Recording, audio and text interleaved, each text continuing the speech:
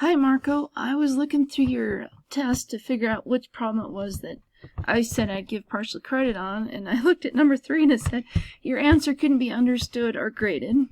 So then I looked at your show your work, which is awesome, but I didn't quite understand it. So I went through and did the work, and then I took pictures and uploaded it because right now I have the screen reversed.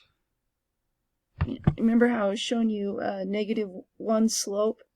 If not, I know that everything I show you is going to come out backwards. So let me go to my pictures. Okay, so I started doing it, and then I realized it was supposed to be A instead of X. So I went through, this is the definition, and right here I started simplifying this, because when you have a plus in an exponent like that, if you want to get rid of the plus, it becomes a multiplication problem. So right here it became, I multiplied both things by 7, so the A and the H, and then I just made it into multiplication by pulling those two exponents apart. Then I had two of the same, so I'm going to factor those out.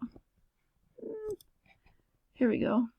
So 7A, or E raised to the 7A times this quantity, and I have to have the -1. Oops, sorry. Trying to move the screen here because it was minus here, and when I factor out everything, there is a 1 left behind, because 7A divided by 7, or E to the 7A divided by E to the 7A is just 1. Then I said, oh, A is supposed to be 0. Alright, well, E to the 0 power is just 1, so I don't have to write that anymore. 1 times anything, you don't have to write the 1 anymore. So that really simplified this down to E to the 7H minus 1.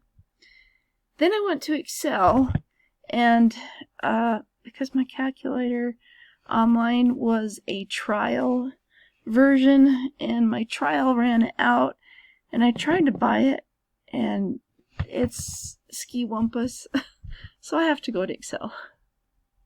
Let me see if I can make this a little bit bigger. Maybe move this up. Bigger, bigger, bigger. Yeah. Okay. So you did this on the calculator. I want to show you how Excel equals, and then it doesn't have E like we do in the calculator. We have to write EXP. You see, it returns E raised to the power. So all I have to do is put parentheses, and it's going to be 7 times H, close parentheses, minus 1. So that's giving us the, let me move this over here, the top. And then I have to put parentheses around it, parentheses, because I want to divide. Oops, no, there we go. Divide. I was holding down the shift key. That was divided by H. And I do it in Excel because when I move the mouse over the corner, it becomes a little skinny plus, and I can click and drag.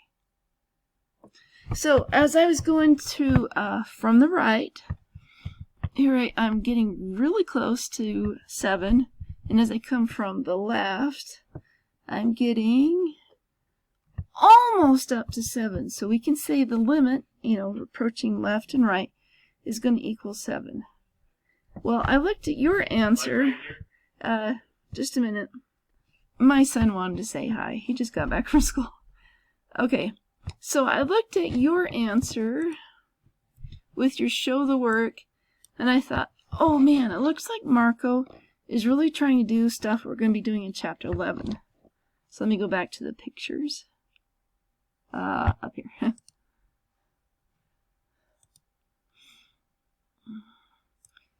And this is, the really famous, the one that everybody remembers from calculus. We're talking power rule, although it's a little bit backwards with E. So you're saying, oh, here's a power, and I know I'm going to put the 7 down, but then the 7 stays here in the exponent. So it's not exactly the, I'm trying to think of the word. It's not exactly the power rule where you subtract 1. So the 7 stays up there. So this is what I got from looking at your answer right here. You had the 7 and then e to the x instead of e to the 7x. But when you look at this answer, what happens when x becomes 0? That's what this little piece of the problem means. We want x to be 0. Well, you look at it, and then, e to the 0 is 1, and then we're just left with 7. So I saw this, caught my attention. I wanted to clarify it for you. The reason why your answer can't be understood is because it's saying, I have no idea what to do with EX. So if this ever happens, go ahead and email me, and I'll say, yeah, I understand what's going on. I can give you partial credit or full credit. So don't let WebAssign give you a weird answer. You can't be graded because it just marks it wrong. All right, I hope this helps.